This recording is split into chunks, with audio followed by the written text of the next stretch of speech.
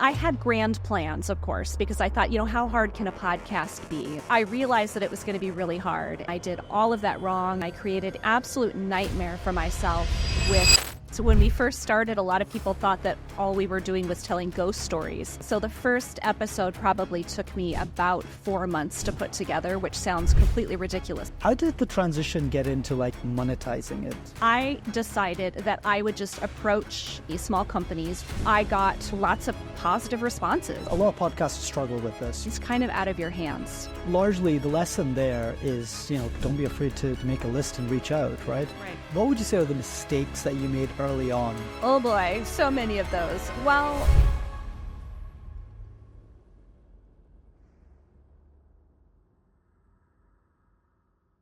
Stacy, welcome on Podcast Gurus. Great to have you. thanks so much for having me, Hussam. It's great to be here and spend some time with you on your podcast. Yeah. So, I want to get straight into it. True Tales from Old Houses. Great name, by the way. And a really interesting podcast. So can you talk us through just a little bit about what the podcast is about and how you got started? Where did this idea even come from? Sure. Well, first I want to say thank you for complimenting the name, because when we first started, a lot of people thought that all we were doing was telling ghost stories. And that is not true. We do tell ghost stories in October to celebrate the month of Halloween and all things spooky. But generally speaking, we're not always all about ghost stories. So the podcast actually started, it kind of grew from some writing that I was doing. I had started a blog, I guess in 2014 now. I guess I was back when blogs were a thing. And I was writing a lot about my house, which is an 1885 kind of a colonial revival mishmash style. It's pretty unique, pretty exciting. And I was writing a lot about the work that I was doing there.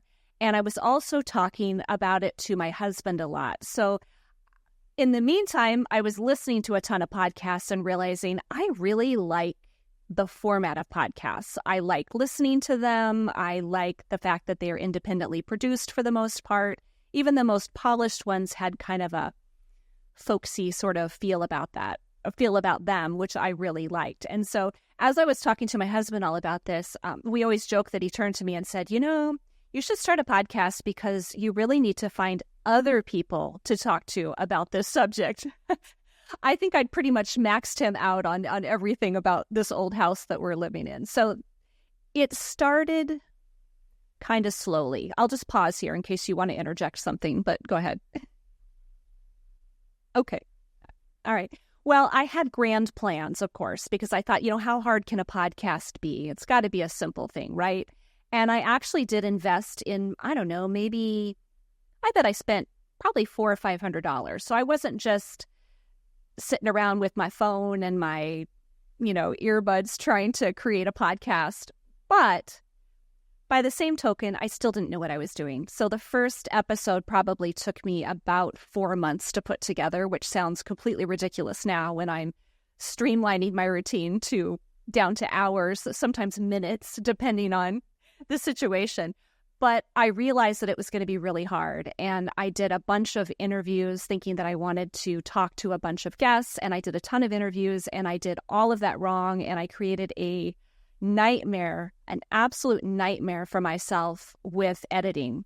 And I finally just decided to actually let all of those interviews go, which was difficult because that was in 2018.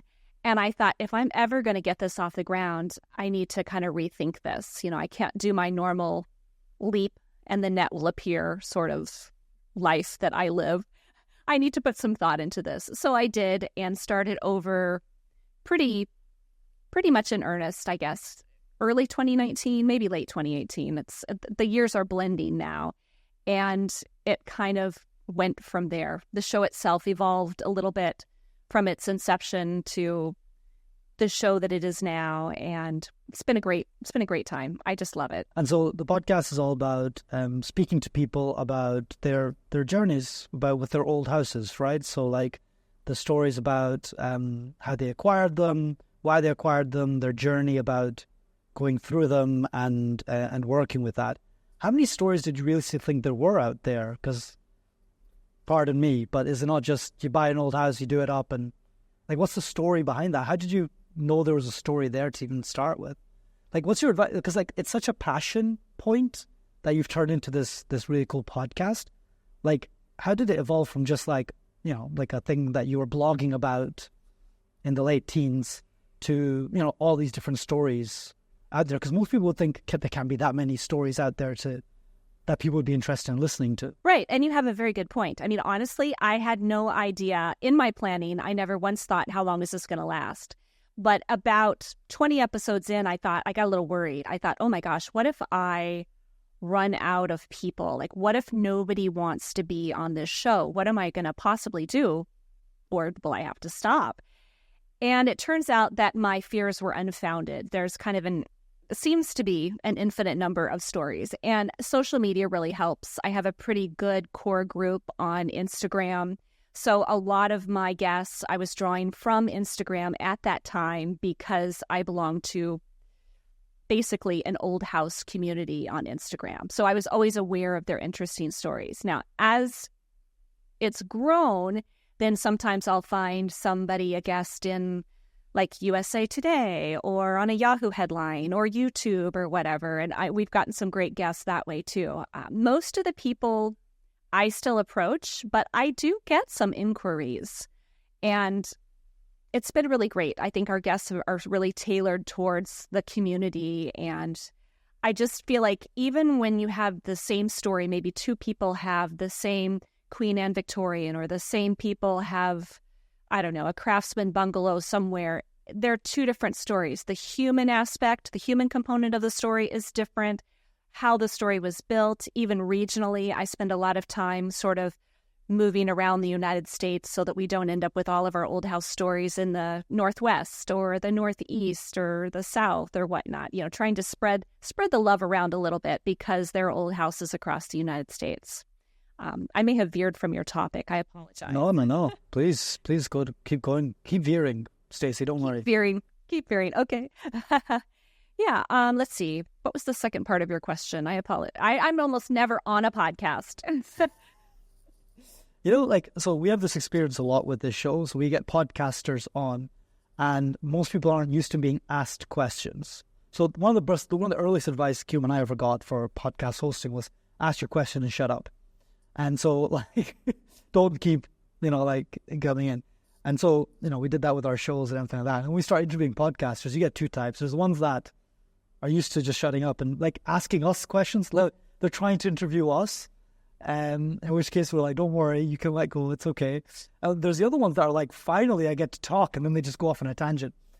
Both are great. It's good content at the end of the day. And we always say, look, have a outline to your episode. And then, you know, follow the tangents as they come. Like, you know, roll with the punches, and that's going to make the most interesting episode. So don't worry at all. Don't feel insecure about that. Well, I know you did ask me, or I think you asked me, or I'm going to answer you anyway, about how the show itself kind of evolved. I guess maybe I'd like to tell you how the show evolved. Because as I was telling these stories and as I was telling more or spending more time on social media, then people started to see me more as a person in the know about a lot of topics, which related to old houses, which became true, not only through my own work. I mean, in reality, I've been doing this for 10 years now, right?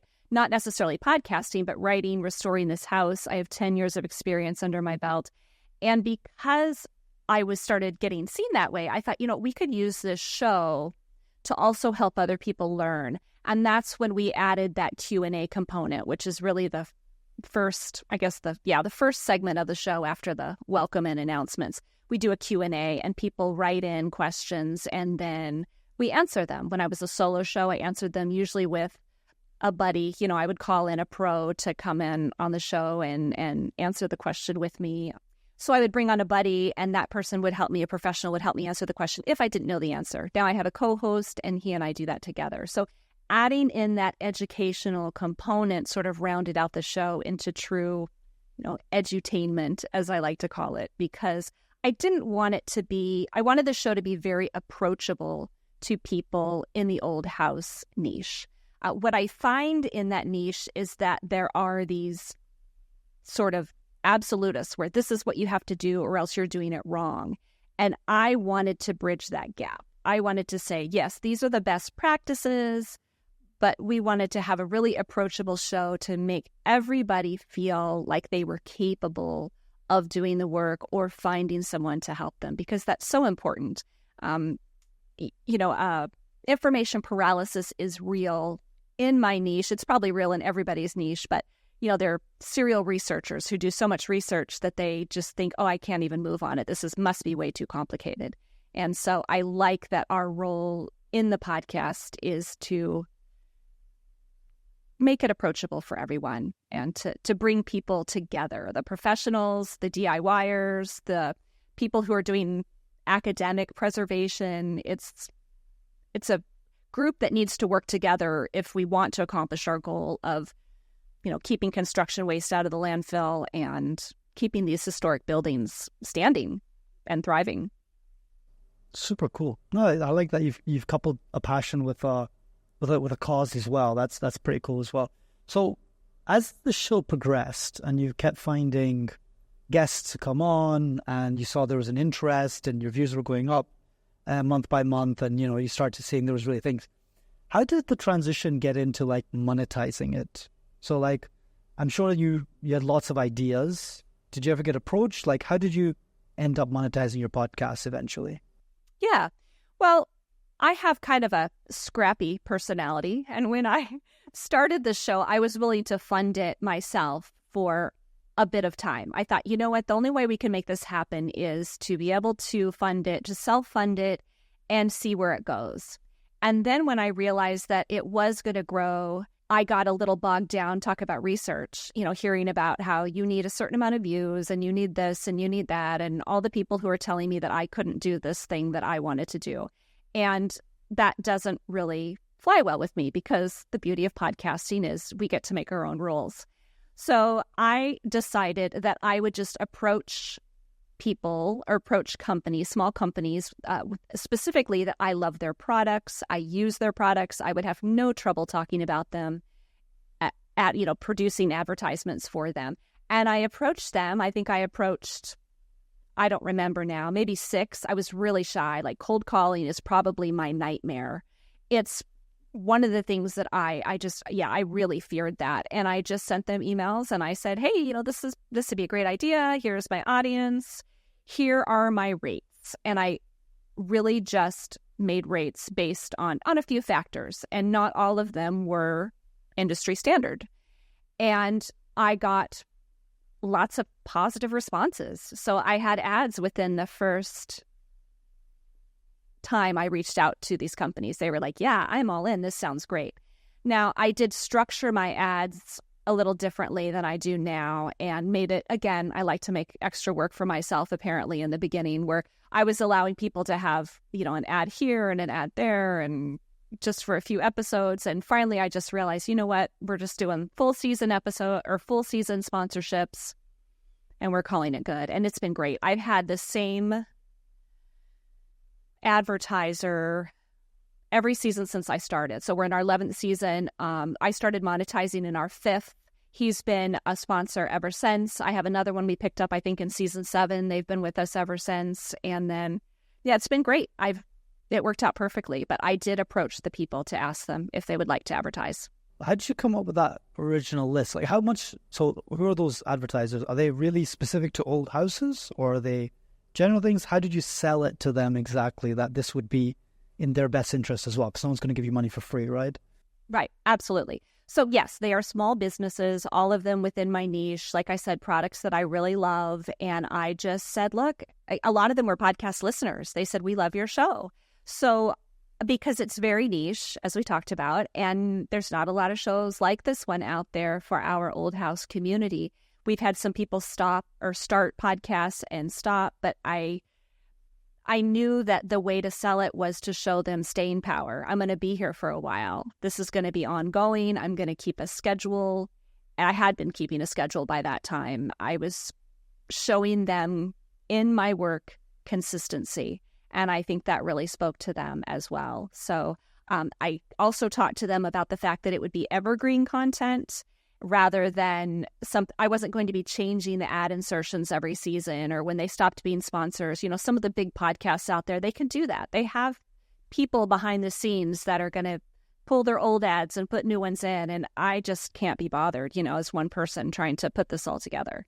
So their content is evergreen. It was the exact audience they wanted to reach.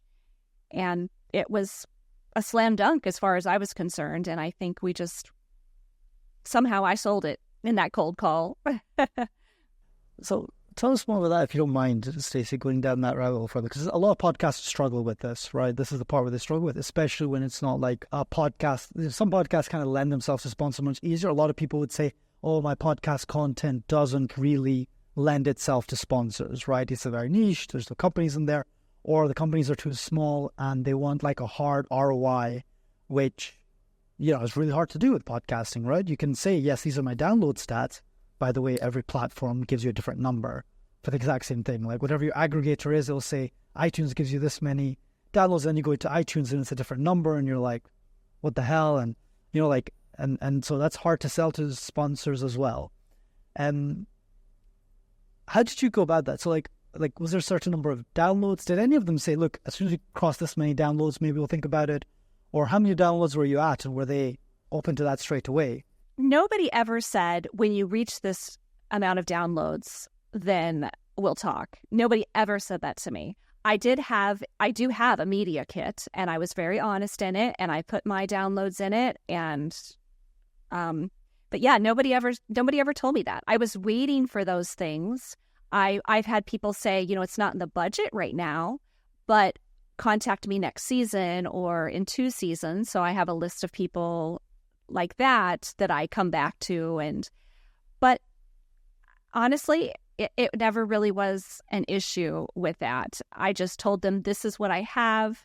This is how much it costs. This is what I'm going to do. And this is how we can help each other. But I think one of the things that I learned from just paying attention to other companies was that, you really have to, your job as the advertiser is to create value and to drive people to the website. That's what you do. You drive it. The sale itself is in the hands of the company who has the product or service that they're trying to sell. And, I would get it in my head like, oh, I have to sell a certain amount of things. I have to do this. You really don't. Your job is to drive people there. That's it. So your numbers are send them there, send them there, send them to those people over and over and over again, as much as you can, with as much value as you can. And then it's kind of out of your hands. And so I think part of that was a mind shift, and part of that helped tailor the ads towards driving traffic versus selling their product for them. Mm-hmm. And do you track that? Do you track the traffic, or is it just kind of like the middle step between downloads and sales? Or are you using like kind of any, Bitly, UTMs or anything like this? Or a discount code, are you tracking that? Like how is yours structured? So 3 of my ads, I usually give them the option. I suggest they use a discount code because that usually is a really good driver. So 3 of my advertisers have discount codes. One of them sells a service. So I asked him to create a landing page. I said, I think that'll be the best way for you to track how this is going is by having a landing page. And we did that with a different advertiser too, who is no longer an advertiser. And I just want to give you a little caveat because they're wonderful people. We're still in touch. Everything's great. They also offered a service, had a landing page. I didn't find out till 3/4 of the way through our contract that their landing page wasn't even working.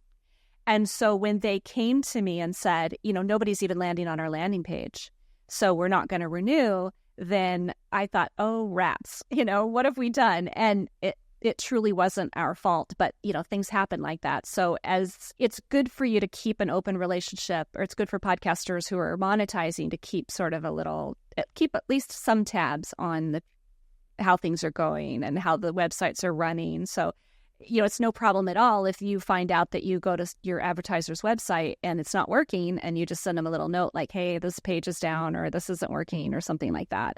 Yeah, that was a lesson learned for sure. Yeah. Clicking on your own links. That makes a lot of sense sometimes as well. Makes a lot of sense. That's really interesting. So largely the lesson there is, don't be afraid to make a list and reach out, right? honestly, the only way I've ever heard of podcasts getting sponsors has been either that. Well, the main way is that you make a list of everyone that could be that your audience could be one of their customers eventually, right? And that's one of the beauties of, oh, there you go. That's one of the beauties of attracting a niche audience. It's, you have, even if you're getting 1,000 downloads a month, right? So someone starting out, they're a few months in, they're getting 1,000 downloads a month. And then you have 1,000 people interested in renovating old houses, right? That's valuable to someone. And if you actually, a lot of people think, oh, I only get 150 downloads per episode or 100 downloads per episode. Why am I not hitting the huge numbers, right? And then you tell them, well, that's 100 people that, imagine 100 people in a room, right? That are listening to you in their ears that intimately every day on their way to work, right? And that's a lot of people. And especially if those 100 people are a curated set of people interested in a specific thing, that can be very valuable to advertisers. Pricing does become a problem, though, and people really struggle with pricing. Do you have a set way you went about pricing, or you started out and you've ended up now? How do you go about that? Right. Well, I looked at industry standard. I did. And I was very discouraged because, we're talking about less than a penny per person. And when you're looking at your downloads or something, I don't remember what the industry standard was at the time, but it was pretty ridiculous thinking, okay, thank you for that, $1.25 that I will be making on this episode. And it's not that I'm here to make a small fortune on my podcast, but yeah, I needed it to be funded. And if there was extra, then fantastic. So I kind of settled on a balance of what I needed per episode and what I felt was appropriate to ask a company, a small company especially, to pay for this particular service. But one thing I did absolutely value was my experience. And I think that a lot of people do not do that. I've done tons of public speaking. I have been in little theater. This wasn't my first rodeo, I guess, as Dr. Phil would say. So because of that, I felt confident in saying this is my rate, but also you're going to get my experience. You're going to get my very best ad, someone who understands how to use a mic and produce a show. So I did factor that in to my rate as well. And you didn't get too many people say no at the start. So that's good. That means that you probably price, like if everyone's saying yes, then you're probably a bit too cheap. And if everyone's saying no, maybe you're over ambitious, right? That's usually the market dictates, you reach an equilibrium, supply and demand, and all that good stuff. So the market tends to dictate that in the end. The pennies, and it goes back to exactly that, right? The pennies on the download, there's these platforms out there that, you can just put auto ads in. And it's a generic ad to a generic thing that's paying mass market to just get on as many shows as possible. And again, it's not targeted, right? It's not specifically a product that's going to help people with their old house renovations or something to that likes.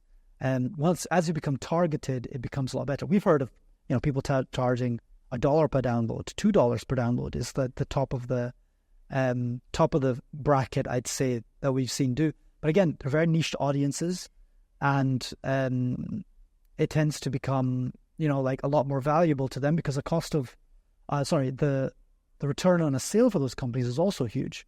So they can afford that for their customer acquisition costs. So that becomes really interesting. So Stacy, as you went through your podcasting journey, what would you say are the mistakes that you made early on that if you had to start again, you would never make? Oh boy, so many of those.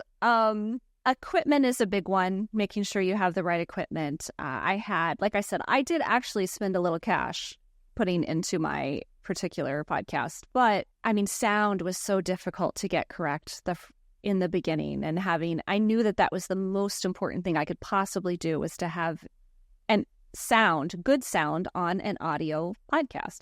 So I did that. I also let people go on and on with the interviews for a long time, which, I apologize to you in advance if I have done the same thing to you. But I kind of, after a while, set a hard cutoff on interviews because I was doing my own editing for a very long time. And, I would let people talk for an hour and a half, and then I would be whittling it down and thinking, oh my goodness, that's why that first show took me so long. So I really sat down and created a list of questions that I wanted to ask. And like you said in the beginning was, sometimes tangents happen, and that's great. But it gave me sort of a roadmap if I got lost or if I didn't have a particularly chatty person on the podcast, I could always go back to these questions. That kept things really focused and targeted. And then I just basically have a hard cutoff. There's times when I really want to talk to someone longer, and I see that time and I say, gosh, I've had such a good time today, but our time is up. Thank you so much for being here. And it's hard because, most of us, our moms and dads, or maybe one or the other, taught us to be nice, right? You got to be nice, and listening is being nice. But having that hard cutoff has really helped streamline the process of editing. I have a sound editor now, or I have a sound technician, so I send these things off. But it's still really helpful because I end up having to line up all the tracks and put it all kind of together before I send it to them to work their magic, as far as I'm concerned. And it just really cuts down on the length of time that takes. Plus, most of us know that if you hire someone, you're paying them sometimes by the hour. They usually price it out at a 60 minutes or less podcast. So if I throw all that in, then I'm just paying extra for things that I'm not going to use anyway. Yeah. That's interesting. Do you think that was a real problem for you? Like, just like the politeness of saying, hey guys, we need to wrap this up. Like, that's an interest. I've not heard that before, as like people saying I really struggled with cutting people off. Do you think that's just a personality trait for Stacy herself throughout your life? Yeah, probably. Probably so. I mean, I'm definitely much better at boundaries. The older I get, the better I am at boundary setting. But yeah, I do think that I felt maybe that my job was just to listen. And if that kind of meant until they were done talking, and it's just, it can't work that way. There's a balance there. So, which I think we found finally. Yeah, but I think I wouldn't be surprised if a lot of people have that issue. We do have people that we work with that do say, that guest rambled on a bit and I really struggled to cut them off. Sometimes the guest is also really passionate, and then that's even harder to cut them off, where it's like, yeah, but they're on a roll and you're trying to find a place to interject. Or, sometimes you feel like they are waffling and you need to kind of cut them off, and then it becomes a pattern. You notice a trend as you're interviewing, and you realize, okay, these answers get to a point where it's just waffle after that, and you start cutting. And you run the risk of the person getting frustrated and having a bad experience overall. Is that how you found it? Yeah, I mean, most people like to talk about themselves and what they're doing and their projects. And, I hesitate to cut them off. But one thing that did help me is I had two of my favorite podcasts, and I would just listen to how they did it. People who were interviewing people in the news, basically, where they had this tendency to run on. And I kind of took my cues from that. How do you interject? How do you stop someone? Sometimes there are ways to do it where you're abrupt, but not necessarily rude. Even just if you're like, hey, hold on, I gotta interrupt you for just a minute. There are ways to do it that are not impolite. But yes, being impolite was very difficult or being seen as impolite was very difficult for me as an interviewer when I first started. I think that's great advice. Do you have specifically those like podcasts that are really good at it that people can go, well, of course yours. We'll make sure people go and check out that one and the way you do it. Who did you learn interviewing from the most? Who's the most influential? Well, it's almost unfair because they're both NPR podcasts. And of course, NPR has an infinite amount of staff that makes them all sound like $1 million all the time. But Peter Sagal from Wait, Wait, Don't Tell Me is probably one of my favorites. The other person that I really admire is Terry Gross from Fresh Air. She just has a way of interrupting people or letting them go on. And so both of those hosts, I spent a lot of time just listening to what they were doing and how they were doing it. Now, I in no way am saying I am like either of them, but I will say I learned a lot from both, and it's only benefited the podcast now. Super interesting. Yeah, so one of the metrics I have always used for what makes a great podcast host is I'm listening to the episode, and especially when it's a topic you're really interested in, and the guest is giving their answer, and the question that pops into my head at that moment, like, oh, I wonder what that means, or I wonder, I'd love to hear more about this. If they ask it 90% of the time, that's a host that, I resonate with, and they're going to be asking the kind of questions. Because at the end of the day, why do you listen to a podcast, right? Because you wish you could have spoken to that person, or you're interested on that person's answers to certain questions. And so you want your questions heard, right? And obviously different strokes for different boats. No, what's the phrase there? Folks, yes. Different strokes for different folks. And you're going to find the host that resonates with you the best, right? And it does a lot of the time. It's not necessarily just the topic. It is the host, all right? And you build this kind of bond with hosts. We've had situations where, again, one of our first podcasts, Corporate Treasury, and then we started going to events and people coming up to us and being like, oh, you guys are the guys from Corporate Treasury 101. And first of all, you're shocked that you get recognized. And then there's this really weird asynchronity between the two of you about, like, they've heard hours and hours of you and you just met this person for the first time. And that person all of a sudden feels very comfortable with you, which is fine. And Guillaume and I are both very, extroverted people, so we're okay with that, with new people. But I can imagine it the other way around as well, right? If I met some of the hosts that I listen to, I feel like I know that person so well. And then they'd be like, who the hell are you? Like, why are you so chummy with me? I'm sure they get it all the time. But it's really interesting. So are those two podcasts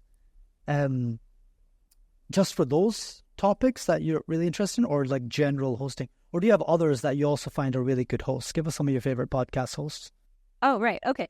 Well, I listen to those just for pure interest. I almost never listen to anything in my niche or related to my niche, which may sound strange, but the only reason why that's true is because when I was starting, I wanted to make sure that I was creating an original show. And I had this habit. I thought, if I listen to somebody else's, I'm going to think, oh, I need to do that on my show. And I just wanted to make sure that what I was creating was original.